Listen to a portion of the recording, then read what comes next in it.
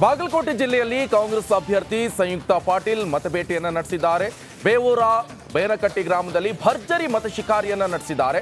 ಈ ವೇಳೆ ಮಾತನಾಡಿದ ಸಂಯುಕ್ತ ಪಾಟೀಲ್, ಕಾಂಗ್ರೆಸ್ ಜನೋಪಯೋಗಿ ಕಾರ್ಯಕ್ರಮಗಳನ್ನ ಮಾಡ್ತಾ ಇದೆ.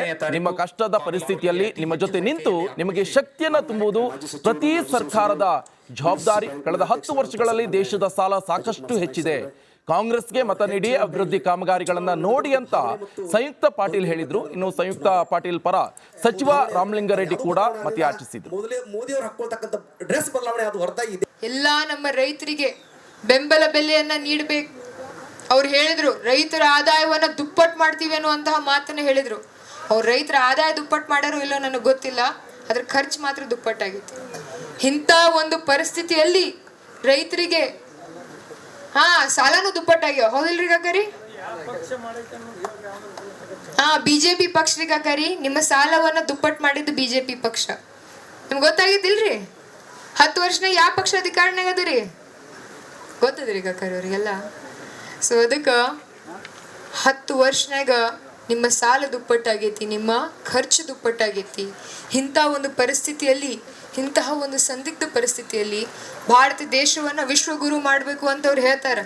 ಭಾರತ ದೇಶನಾಗ 75% ನಾವು ರೈತರದೇವಿ. ರೈತರ ಪ್ರಗತಿ ಆಗದೆ ಈ ದೇಶ ಪ್ರಗತಿ ಆಗಕ್ಕೆ ಸಾಧ್ಯ ಇಲ್ಲ.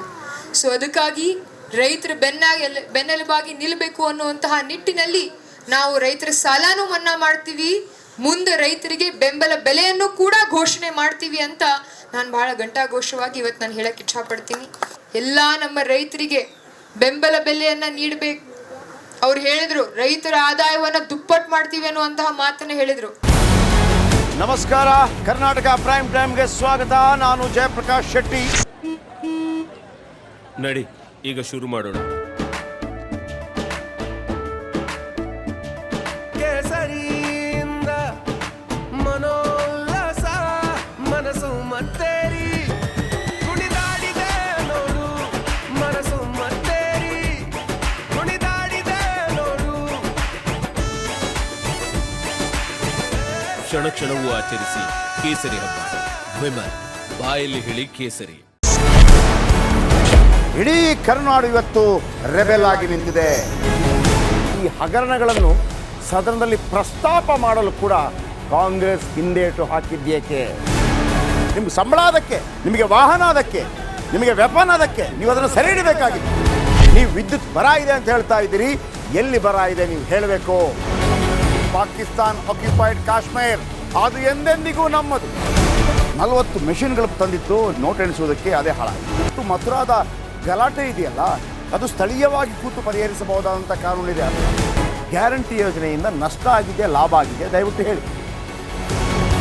Dawood Ibrahim most wanted criminal ಯಾವಾಗಾದ ಅಂದರೆ ಇಲ್ಲಿ ತನಕ ಭಾರತ ದೇಶದಲ್ಲಿ ಓರ್ವ ದಲಿತ ಪ್ರಧಾನಿಯಾದಂಥ ಇತಿಹಾಸವೇ ಇಲ್ಲ. ರಿಪಬ್ಲಿಕ್ ವರ್ಲ್ಡ್ ಆಪ್ ಇದು ಕೇವಲ ಅಪ್ಲಿಕೇಶನ್ ಅಲ್ಲ, ಸಮಗ್ರ ಸುದ್ದಿಗಳ ಸಂಪರ್ಕ ಮಾರ್ಗಕ್ಕೆ ಕ್ರಾಂತಿಕಾರಿ ಬದಲಾವಣೆ. ರಿಪಬ್ಲಿಕ್ ವರ್ಲ್ಡ್ ಆಪ್ ಕೇವಲ ಸುದ್ದಿ ಅಪ್ಲಿಕೇಶನ್ ಅನ್ನ ಪರಿಚಯ ಮಾಡ್ತಾ ಇಲ್ಲ, ಬದಲಾಗಿ ಡಿಜಿಟಲ್ ಸುದ್ದಿ ಬಳಕೆಯ ಹೊಸ ಯುಗಕ್ಕೆ ನಾಂದಿ ಹಾಡ್ತಾ ಇದೆ. ಇದೊಂದು ಬ್ರೇಕಿಂಗ್ ನ್ಯೂಸ್, ಪ್ರಭಾವಶಾಲಿ ಕಾರ್ಯಕ್ರಮಗಳಿಗೆ ಗಟ್ಟಿಯಾದ ವೇದಿಕೆ. ರಿಪಬ್ಲಿಕ್ ವರ್ಲ್ಡ್ ಅಪ್ಲಿಕೇಶನ್ ಈಗ ಲೈವ್ ಆಗಿದೆ.